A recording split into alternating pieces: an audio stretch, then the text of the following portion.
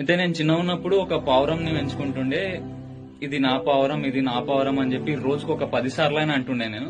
అయితే మా నాన్న నుండి, అరే దీన్ని ఎప్పుడు పంజరంలోనే ఎందుకు ఉంచుతావురా అని అడిగాడు.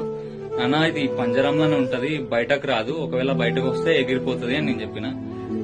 ఇది నీ పావురం ఎట్లా అయిందిరా అని మా నాన్న అడిగాడు. నాకేం చెప్పాలో తెలియక, ఇప్పుడు ఏం చేద్దాం డాడీ అన్న, చలో బయటికి తీయనన్నాడు. నేను ఇట్లా బయటికి తీస్తున్నా, తీయంగానే ఎగిరిపోయింది.